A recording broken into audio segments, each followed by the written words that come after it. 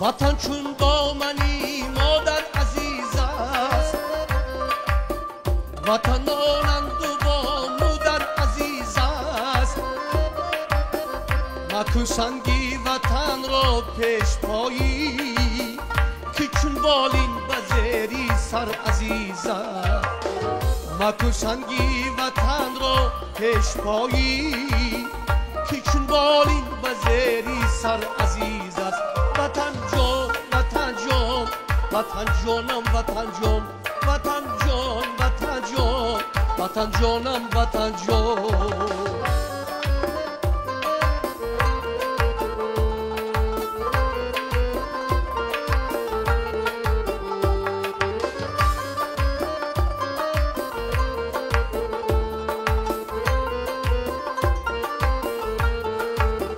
وطن دنیاست و من ای زندگانی، وطن باشد بهار و من جوانی. برای حفظ او آماده هستم، قسم مانند و آری آریانی. برای حفظ او آماده هستم، قسم مانند و آری آریانی. وطن جان وطن جان وطن جانم وطن جان وطن جان وطن جان وطن جانم وطن جان.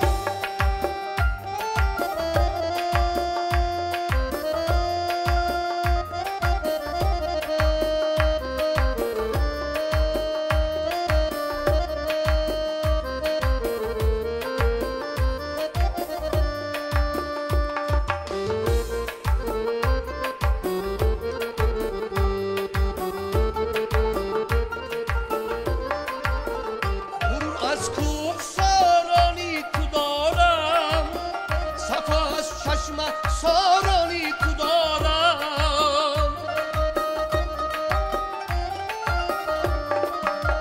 توی آغاز دنیا تاجیکستان، جوانی از بهارانی تو دارم. توی آغاز دنیا تاجیکستان، جوانی از بهارانی تو دارم. وطن جان وطن جان وطن جانم وطن جان وطن جان وطن جان وطن جانم وطن جان.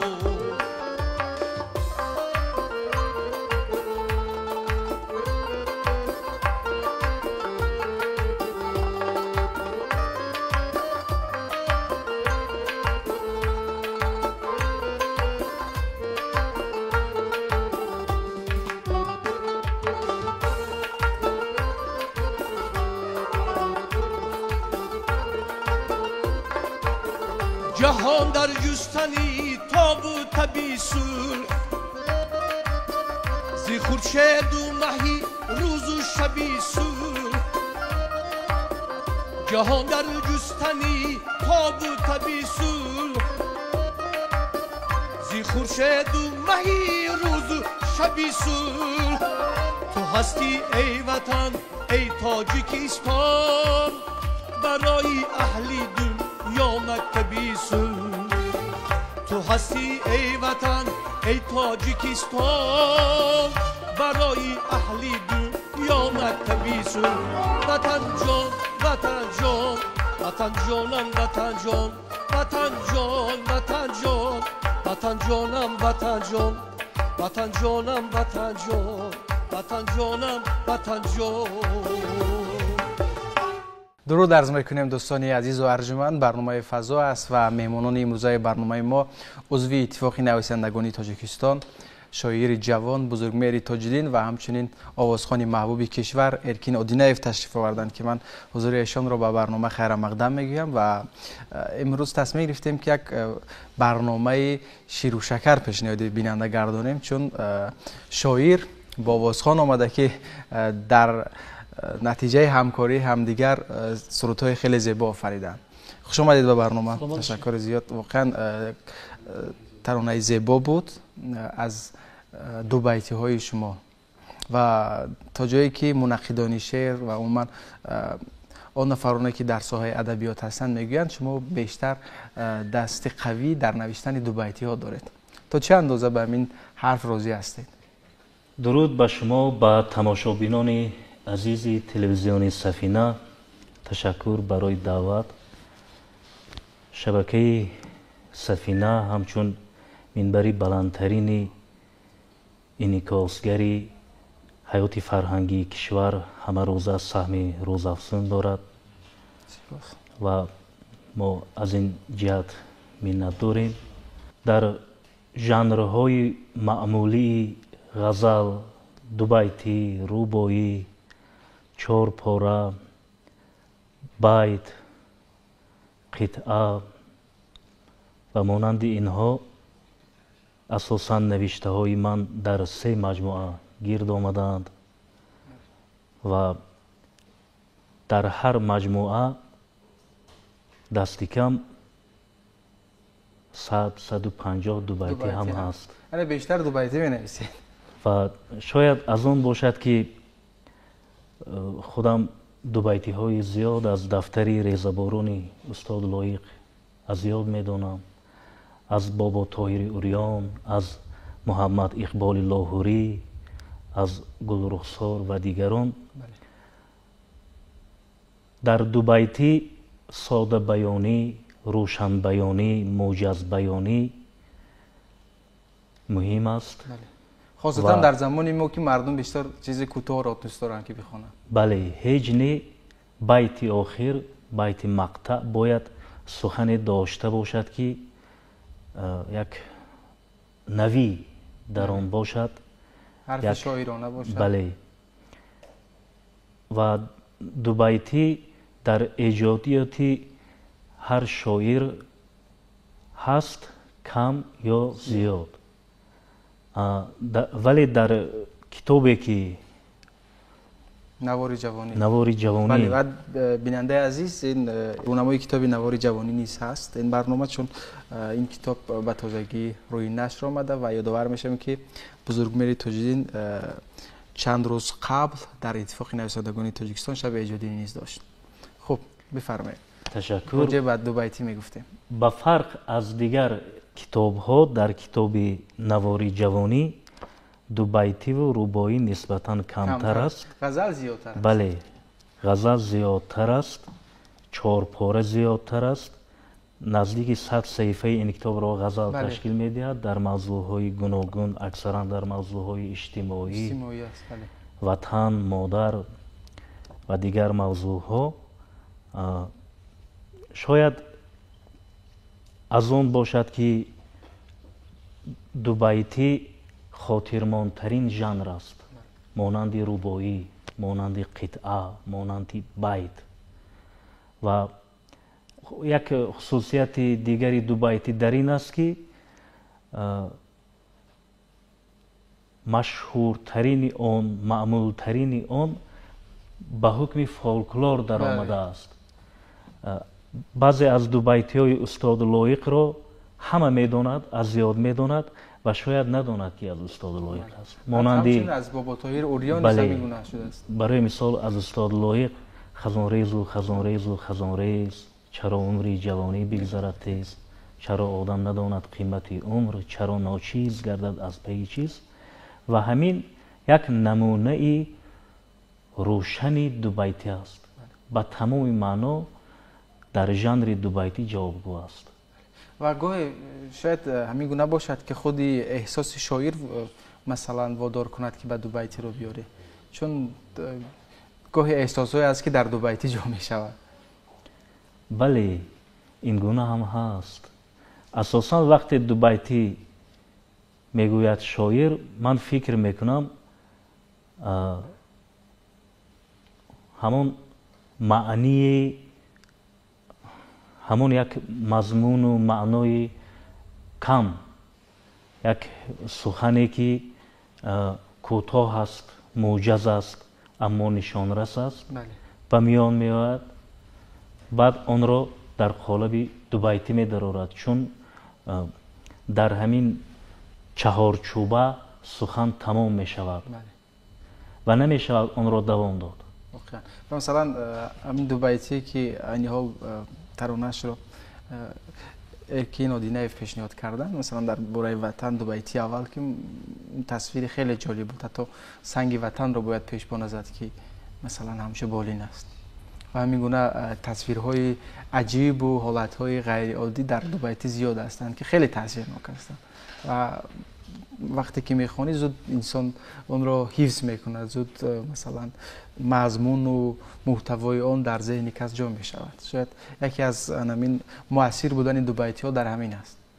بله، وقتی کتاب نخستینم به نشر رسید با نام ساعت دیواری دل، در پیشگفتاری آن شاعر خلقی تاجیکستان استاد رستم وهابزاده وقتی اندیشه هایشان را در باره نوشته های من بیان داشتند، در باره دو بیتی هایم علاهیده بهاگذاری کردند و در همون شب و روزی به نشر رسیدن کتاب پیشگفتار در هفتهوار ادبیات و سنت به نشر رسیده بود، بازنشر شده بود که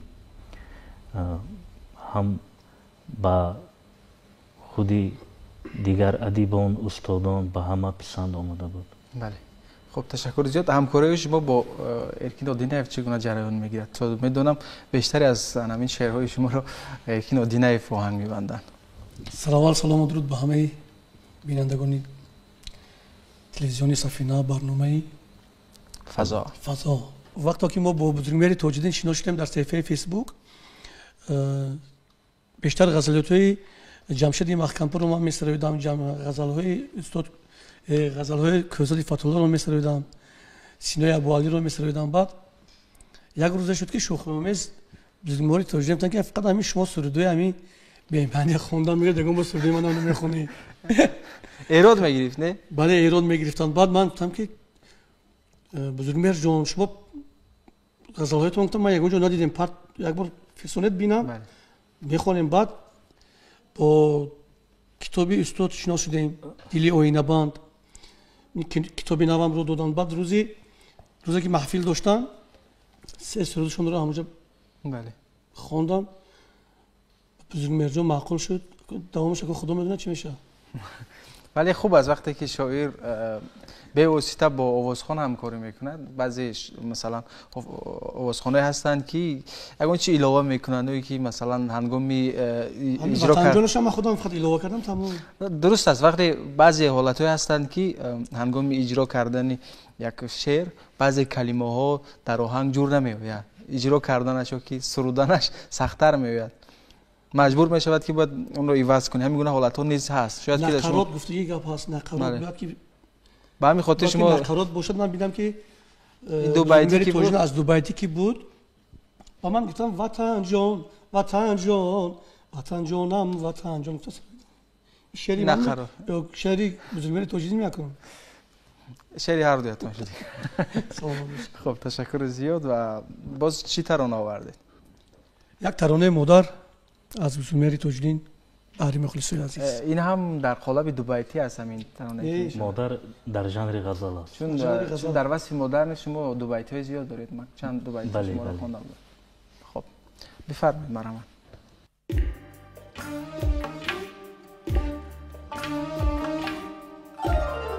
مادرم پندی تو را پزمان شدم، بودی اسپندی تو را پزمان شدم. مادرم پندی تو را پزمان شدم،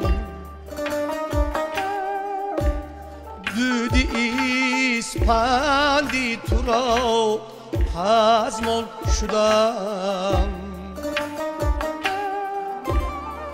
کی روم سویت کی از دیداری خود جانی خورسندی تو را پزمان شدم کی روم سویت کی از دیداری خود جانی خورسندی تو را پزمان شدم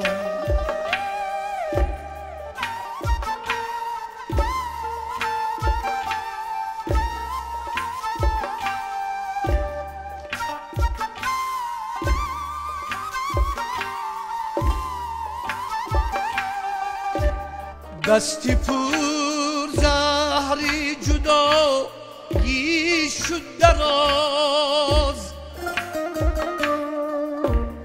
دستی پر خندی تو را پزمان شدم پنجه هایم بر سرم چون پنجره پنج فرزندی تو را پزمان شدم پنجه هایم بر سرم چون پنجره پنج فرزندی تو را پزمان شدم مادرم پندی تو را پزمان شدم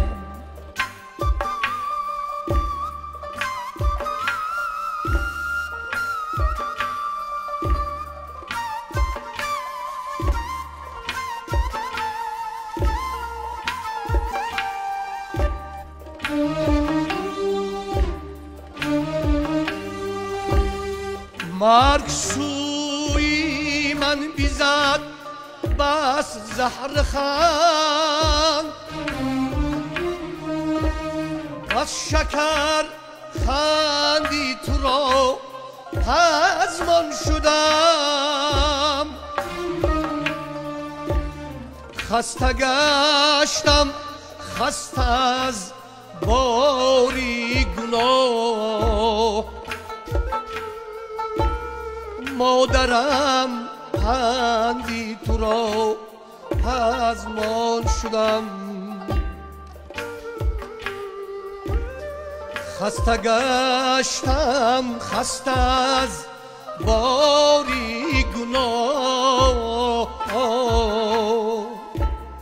مادرم پندی تو را پزمان شدم دودی اسپندی تو را پزمان شدم دستی پر خندی تو را پزمان شدم. در اکثر شعرهای شما همین درد اجتماعی موضوعهای اجتماعی دیده می شود هرچند بعضی شعرهای لیریکی هم هستند ولی شما در یک بیت در یک مثلا حالت در یک کلمه باز همون دردهای اجتماعی را جمع میکنید.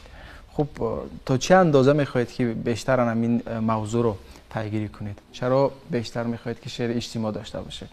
بعضی از ادبیات شناسان بر آن نظرند که شعر برای خاص است نه برای عام، ولی ما میتوانیم چند شاعر را نام بریم که کوشیدند که شعر برای عام باشد و تا یک اندازه موفق هم شدند. از جمله استاد زنده‌یاد لایق شیرعلی،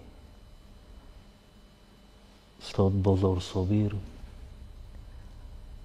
از اینها که امروز با ما هستند شکری نصیب گل رخسار، آذرخش، фарзона ва дигарон доираи хонандагони ин шоирон васеътар аст аз ҳар қишри ҷомеа ва ин рисолати аввалин дараҷа ҳамешагӣ ба ҳисоб меравад барои эҷодкор ки намояндагони гуногунро ба шеър ҷалб кунад, доираи хонандагони худро калонтар кунад. ҳамин шоирон аз мавзӯи миллӣ фаротар рафтанд то ба мавзӯъҳои башарӣ. рисолати худро ҳамчун шоир на танҳо дар назди миллат, балки дар назди башар, инсонияти тамоми рӯи дунё иҷро кардан мехоҳанд. ва ҳар ки адиби ҷаҳонӣ ба ҳисоб меравад, дар навиштаҳояш ҳамин рисолатро одам пай мебарад. бале, новобаста аз ҳар қавм, наҷот ва дигар ақалиятҳо ки бисёриҳо дарк намекунанд, эҷодкор дарк мекунад. дар мавзӯъҳои иҷтимоӣ як чиз ба назар гирифта мешавад: ҳам содабаёнӣ, ҳам фаҳмо гуфтан, нишонрас гуфтан, таъсиргузор гуфтан, ки мавзӯъҳои иҷтимоӣ ба як ё ду нафар дахл надорад. ҳар ки онро мехонад, барои худ қабул мекунад. бале, ҳамин ҷамъият чӣ гуна ки ҳаст, эҷодкор баробари ҳар як нафар фикр карда, ҷое мешавад ки дар як шеър, дар ҳар байт мавзӯъҳо иваз шудан мегиранд. як байт ин мавзӯъ, байти дигар мавзӯи дигар, вале пурра дарди иҷтимоӣ дар он зина ба зина нишон дода мешавад, роҳи ҳалли он нишон дода мешавад. ва ҳар шеъри иҷтимоӣ дар байни мардум новобаста аз суруд шуданаш мавқеъ пайдо мекунад. таҷрибаҳо низ нишон медиҳанд ки мардум бештар шеърҳои иҷтимоӣ мехонанд. бале, бештар ба шеърҳои иҷтимоӣ агар масалан шеърҳои устод Бозор Собир чӣ қадар дарди иҷтимоъ доранд ва чӣ қадар хонанда доранд, чӣ қадар мардум бо масалан як эҳсоси аҷиб мехонанд, чӣ қадар аз он дардҳои худро пайдо мекунанд ва шеърҳои устод Лоиқ низ ҳамин гуна дарди ҷомеаро дар худ фаро гирифтааст. шояд фарогирӣ ҳамин буд. бале, ҳар чӣ дар ҷомеа мегузарад, бояд дар шеър бошад. бале, бубинед, масалан ин ҳам дуруст нест ки як шоир фақат дарди имрӯзро бигӯяд. бояд дардро чунон баён кунад ки баъд аз 100 сол он дард кӯҳна нашавад. бале, воқеан чунин аст.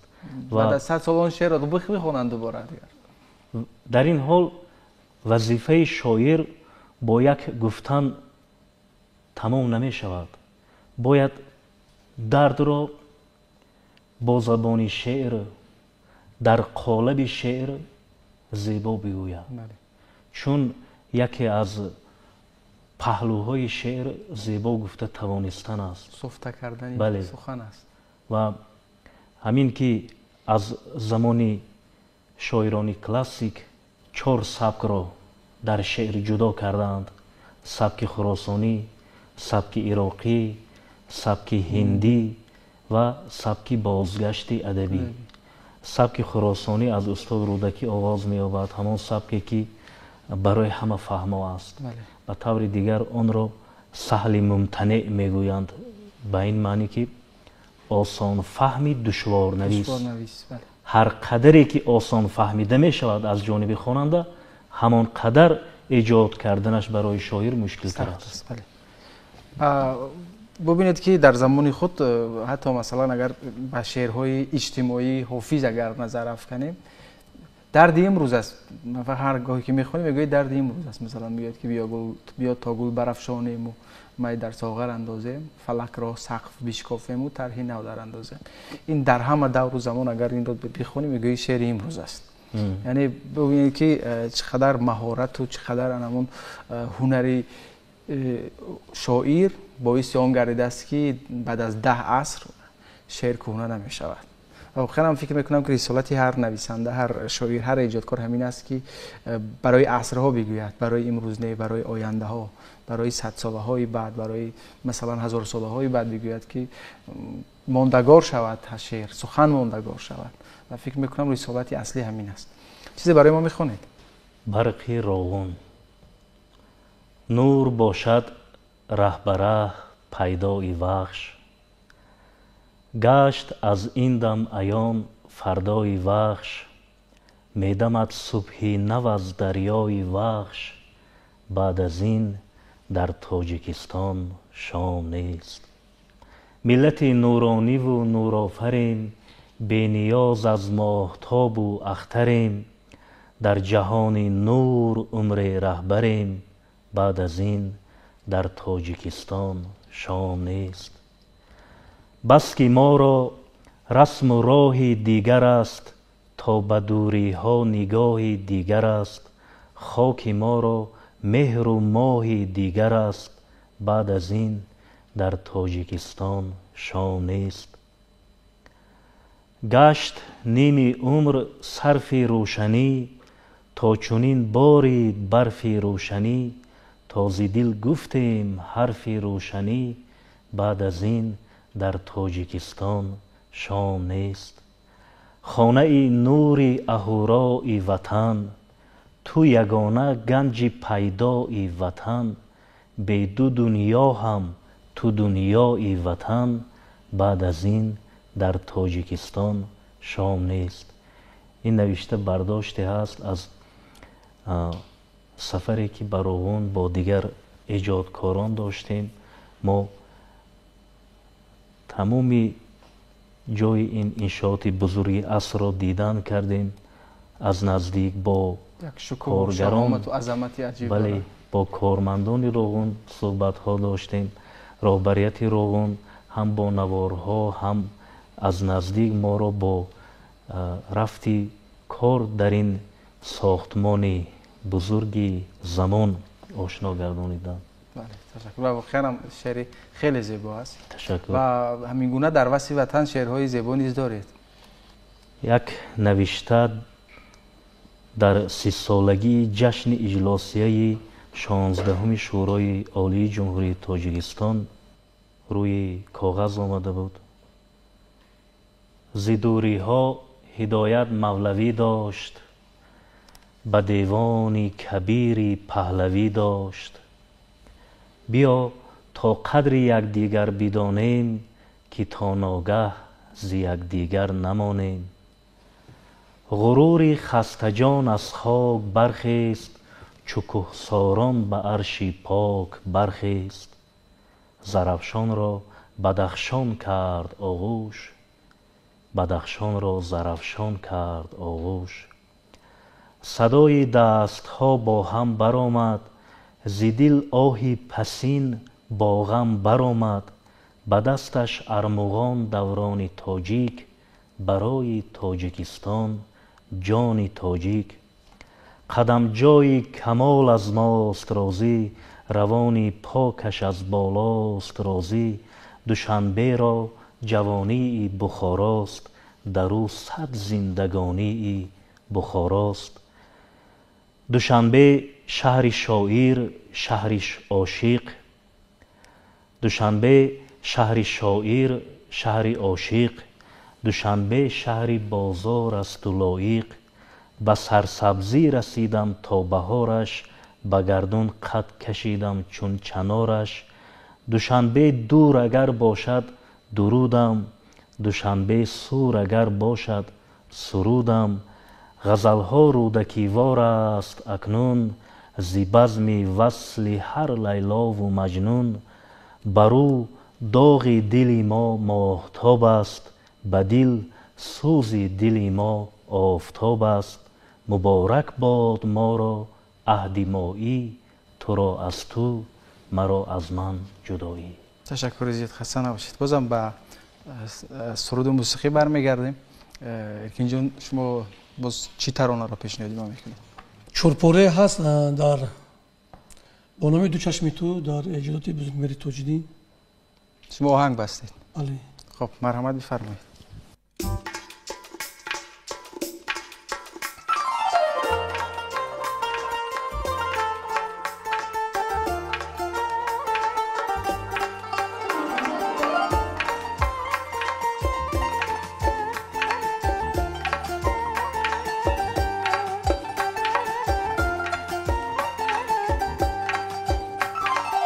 چشمی تو که زیبا بود، فقط بحری تماشا بود. برای زندگی من دو چشمی تو دنیا بود. دو چشمی تو که زیبا بود، فقط بحری تماشا بود. برای زندگی من دو چشمی تو دنیا بود. ای دو چشمی تو دنیا بود.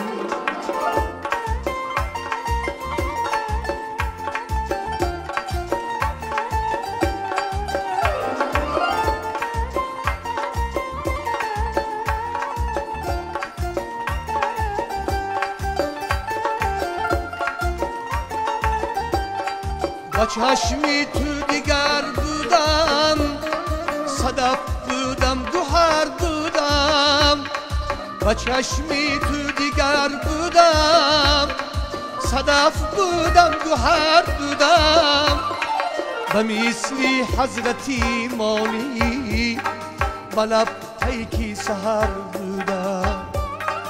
به مثلی حضرتی مانی به لب پیکی سحر بودم. با چشمت به گناه بودم، زی دشمن ها پناه بودم. با چشمت به گناه بودم، زی دشمن ها پناه بودم. تو روزی نکی من بودی و تو خورشیدی ره بودم. تو روزی نکی من بودی و تو خورشیدی ره بودم.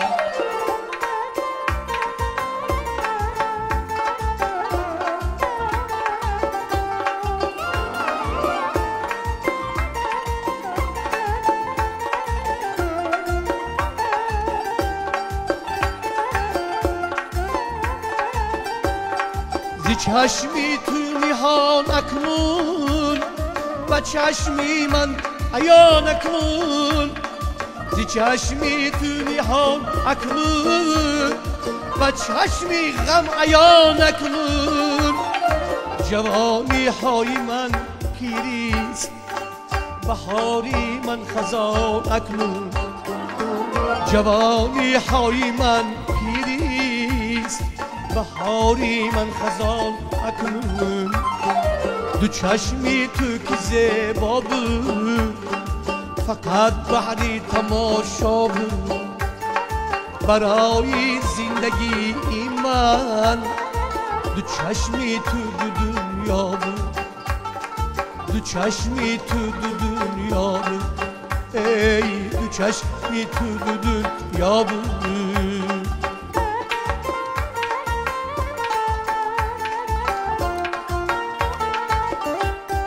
تشکر زیاد، خسته نباشید. وقتی که شاعر شعر خود را در قالب آهنگ میشنود، این چه احساس دارد؟ بهترین احساس است و شعر به تمام دیگر در نظر مردم می نماید. با آهنگ، با صدای آوازخوان و شاید بعضی جنبه های شعر را سرود معلوم تر میکند برای مردم. ҳам ту бо як бор аз китоб хондан шояд онро пай набарӣ, вале суруд таъсирноктар, вале муассиртар барои одам мефаҳмонад. ва шумо аз ҷумраи он ҷавонҳое ҳастед ки дар шеъри нав низ бисёр машқ қалам кардаед ва шеърҳои хуб низ офаридаед дар ин жанри шеъри нав, шеъри нимоӣ, шеъри сафед мегӯянд. хуб, ва бештари шоирон ҳамин дардҳои иҷтимоиро дар қолаби ҳамин гуна шеърҳо пешниҳод мекунанд. чаро? вақте андешаҳои эҷодкор дур аст, дар ягон қолаби маъмулӣ, чӣ дар ғазал, чӣ дар рӯбоӣ, чӣ дар дубайтӣ ё чорпора ё қитъа намеғунҷад, ба шеъри нав ки онро шеъри озод мегӯянд, шакли дигараш шеъри сафед ё нимоӣ рӯ меорад. аммо дар ин гуна шеърҳо бояд эҷодкор сухани зиёдатӣ надошта бошад. ҳамон унсурҳое ки барои як шеъри мушаххас, барои як шеъри ба маънои том шеър заруранд, бояд дар ҳамин шеъри нав бошанду тамом. ҳатто бе ягон вожа ё ибораи зиёдатӣ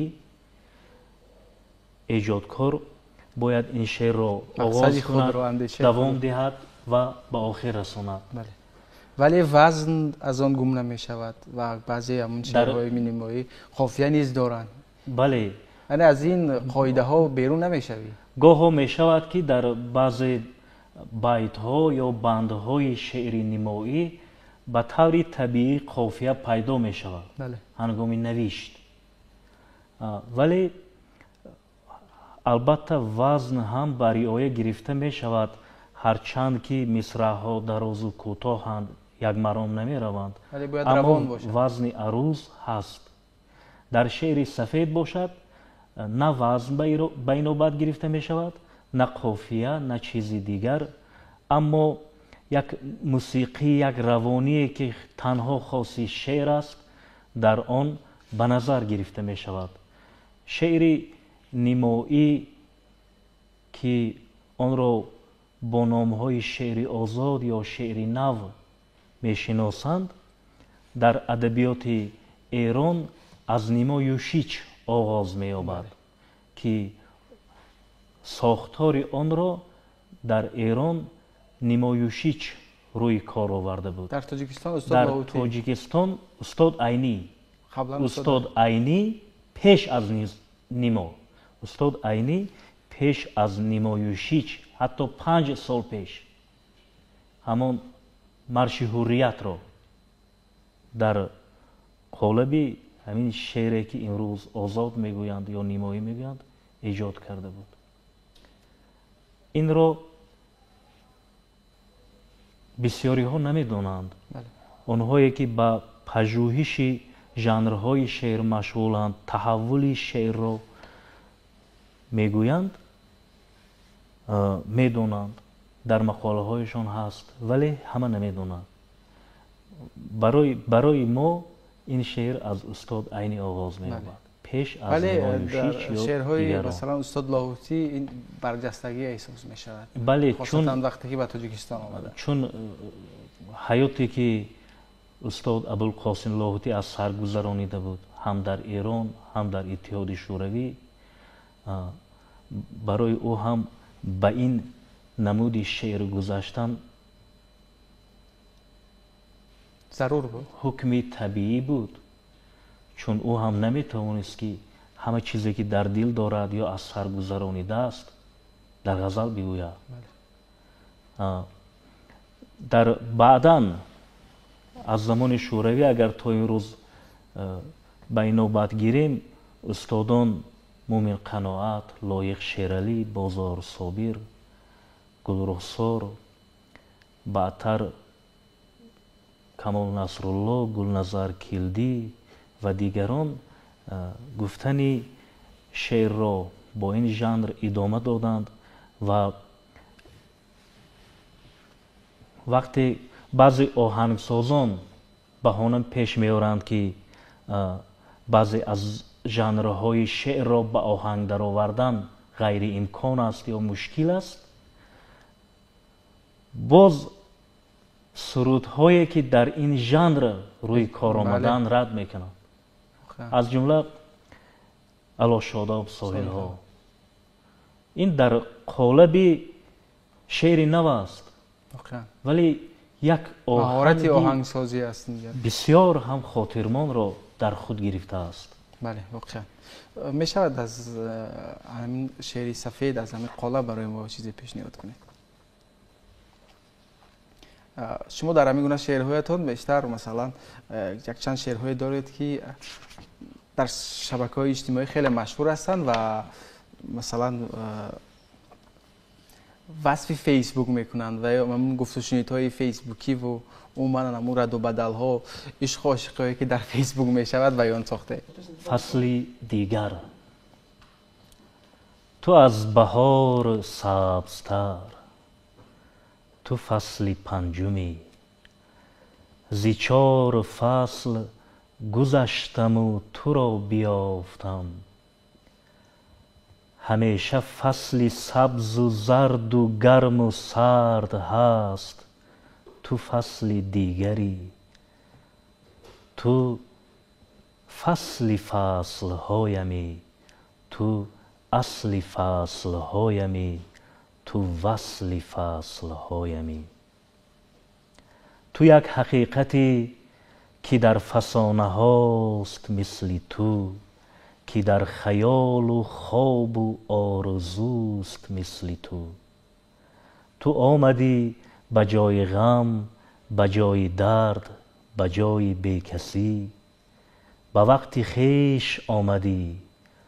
کنون تویی، تو ماهتاب روشنی، منم شبی دراز و تیره‌ات. تو هستی آفتاب با نگاهی گرم، روزی سردی تو منم. شرار دیده جوانی منی، صدای قلب زندگانی منی.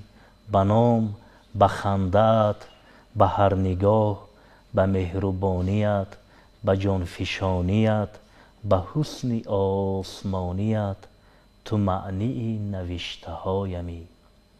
قسم که من تو را درون دل، درون جان، درون چشمهای انتظار، درون شعرهای ناتمام، درون باور و امید همیشه احتیاط میکنم. تو از بهار سبزتر، تو فصل دیگری، که مثل تو به یک زمین و 100 زمان همین تویی. تشکر زیاد. سپاس که به برنامه ما تشریف آوردید. سپاس که ارکین جان برای ما ترانه های جذاب پیشنهاد کردید از اشعار بزرگمیر تاج‌الدین و بگذار که همین گونه همکاری ها، همین گونه مثلا به هم آمدن آوازخوان و شاعران بیشتر شود، چون ترانه های پرمضمون، ترانه های والا بیشتر ایجاد می شوند وقتی که شاعر با آوازخوان همکاری میکند. سپاس از تشریفتان و در انتهای برنامه برای ما چی پیشنهاد میکنید؟ در انتهای برنامه با بزرگمهر تاج‌الدین یک چیز رو هم خواهش هم التماس، سروده عاشقی بسیار نویسه. طلب چون این است که بزرگمهر تاج‌الدین فقط سروده عاشقی نویسن، ارکین جان شما سرایی. حتی من همین بزرگمهر تاج‌الدین میرسونم. تو بیشتر وقتی که ورق میزنه شعرهای اجتماعی پیدا میشه. بله. واقعا تشکر زیاد. شما چی ترانه میخونید از بزرگمهر؟ یک ترانه نوی دیگر به نام آینه. و دوستان عزیز و ارجمند، به انتهای برنامه امروزهای فضا رسیدیم. به شما روزگاری خوش و آسوده تمنا داریم. سربلند و فیروز باشید و با یک ترانه دیگر برنامه به اتمام میرسد.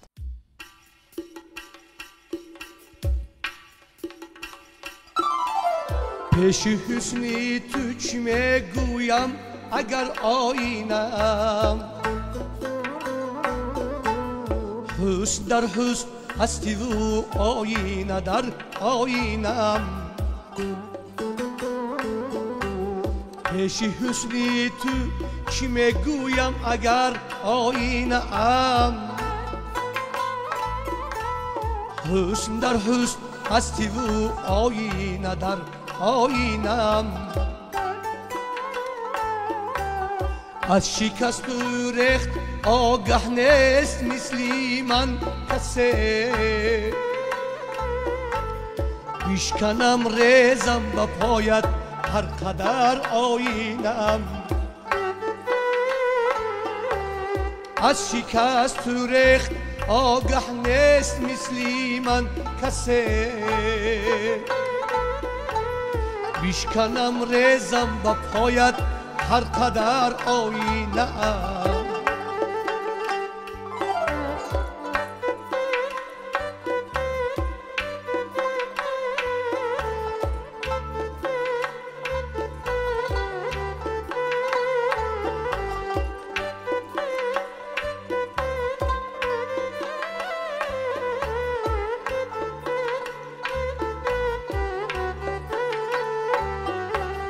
پاسداری نوبهار و نوجوانی های خویش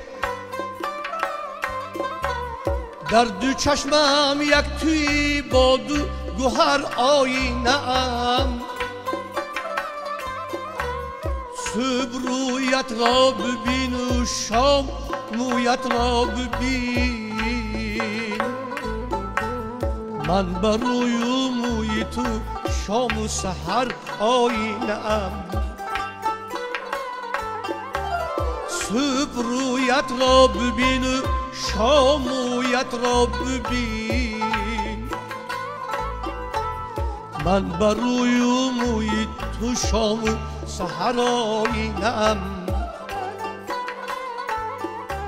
زیر پای تو دلی من مانده در جای زمین